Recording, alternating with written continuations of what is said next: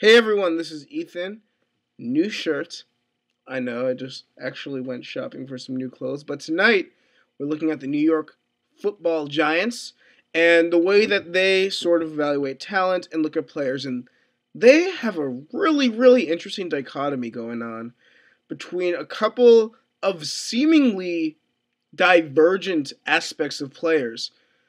But in some cases, they will value one aspect over another, and in other cases, they will value another aspect over another.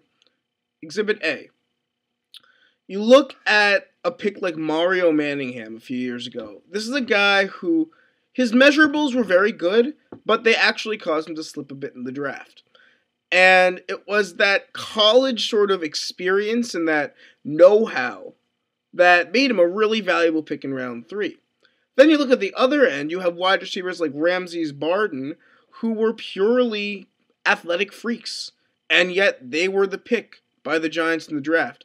And the Giants are another team where I have an eensy bit more insight, or perhaps smokescreened insight, than I would have with other teams, just because I went to the Sloan Sports Analytics Conference earlier this year, and Justin Tuck was on one of the lead panels, so I asked a question via Twitter, which Malcolm Gladwell then asked, which was amazing, but he talked a little bit about some things that the Giants are looking at in the draft, and something that came up was that Tom Coughlin was a really big fan of Mark Ingram's out of Alabama, and I am not sure if this is a smokescreen or not.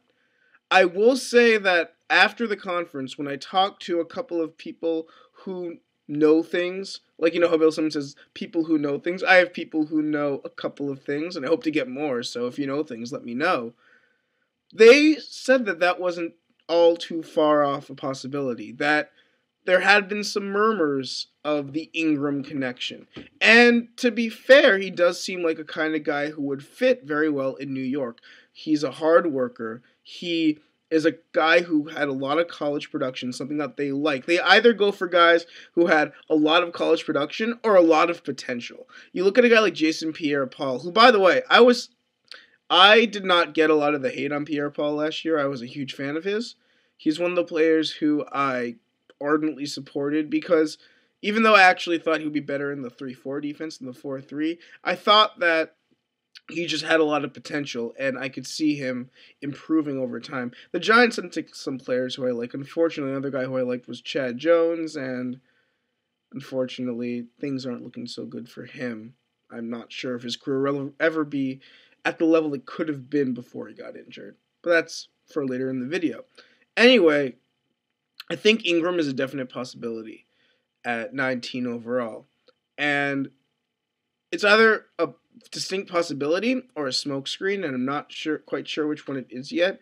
If any of you guys have more information on that, that would be awesome. But he fits what they do, and he fits sort of the character that Coughlin looks for in early round draft picks. He won't take guys who have terrible character. They don't have to be pitch perfect. They don't have to have a spotless record, 4.0 GPA, anything crazy like that.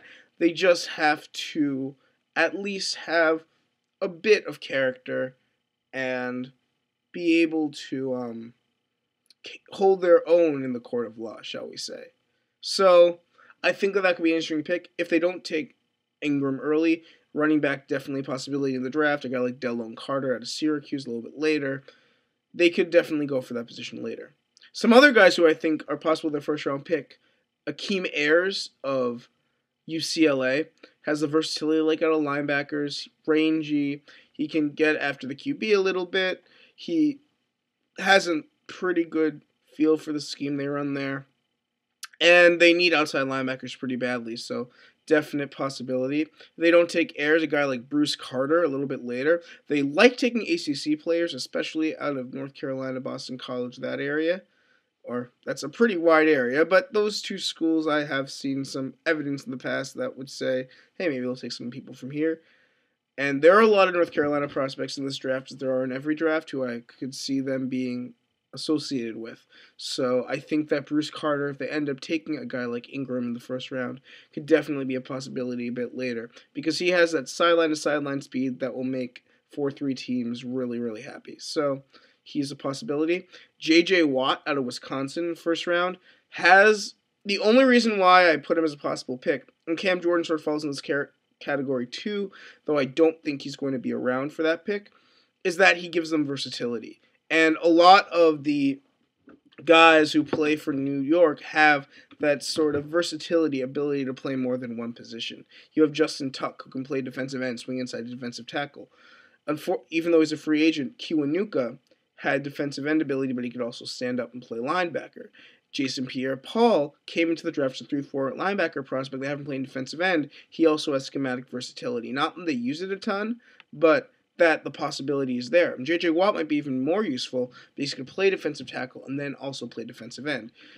Side of the line with Tuck and Watt would be deadly. And Watt actually would be a very good 4-3 left end in any system. And if you have a defensive line 4 across of Tuck, well, no, Tuck will be defensive tackle. So Watt, Cofield, I believe, Tuck, and Umenyiora.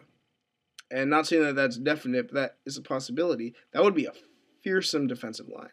And then Pierre-Paul coming as a pass rusher.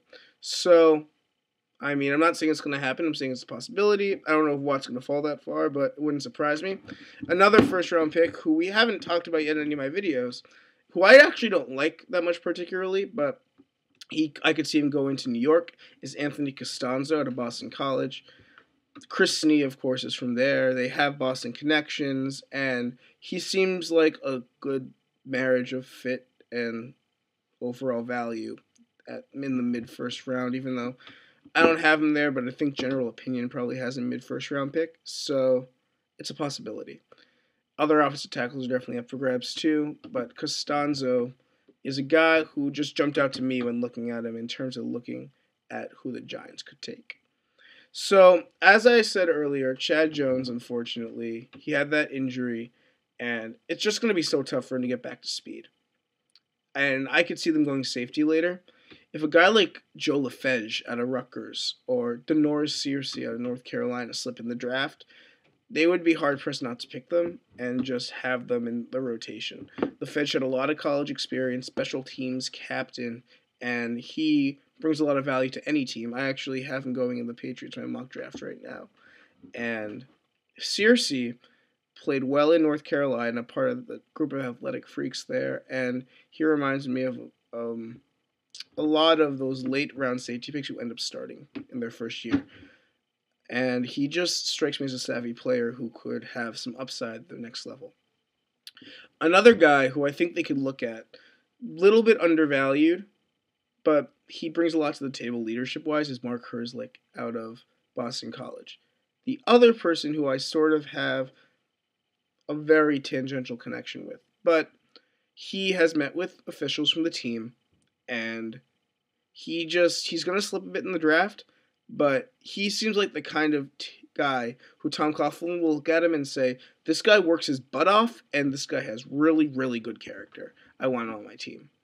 So I think that even though he may not run the fastest, he is very good at what he does, and he will be perfectly fine as a 4-3 strong side linebacker. I think that he could hold his own there. I don't think he'd be a 3-4 pass rusher like people thought he could, but 4-3 outside linebacker, Sam, if they decide to wait a bit to draft a guy there, it could definitely work out.